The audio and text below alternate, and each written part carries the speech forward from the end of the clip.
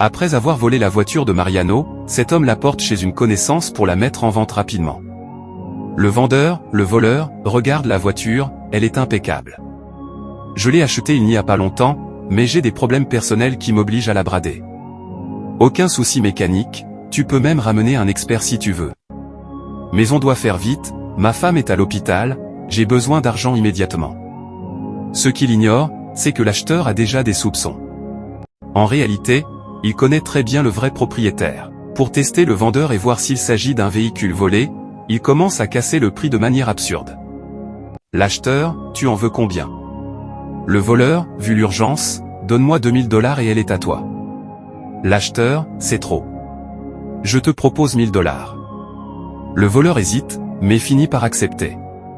Sentant qu'il tient le piège, l'acheteur change encore d'avis.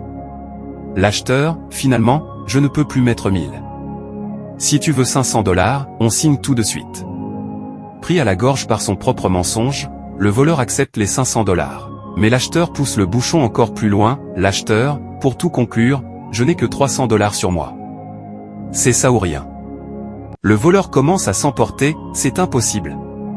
Une voiture comme ça à 300 $? Elle n'est pas volée, je te dis. Pourtant, après une courte réflexion, la peur de se faire prendre l'emporte. Il accepte les 300 $. L'acheteur monte alors dans le véhicule pour tester le démarrage. C'est là qu'il découvre un téléphone posé sur le siège. Sur l'écran de verrouillage, la photo de son meilleur ami. Stupéfait, il prend son propre téléphone et appelle immédiatement le véritable propriétaire pour qu'il vienne d'urgence. En sortant de la voiture, il cache sa surprise et dit au voleur, l'acheteur, attends un peu, j'ai appelé mon frère, il arrive avec le liquide pour te payer. Quelques minutes plus tard, le véritable propriétaire arrive sur les lieux. Il avance discrètement, le regard fixé sur son voleur.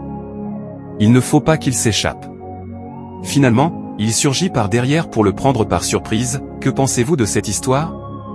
Le voleur mérite-t-il cette leçon? Écrivez et partie 3 dans les commentaires, abonnez-vous et partagez la vidéo pour ne pas manquer la suite.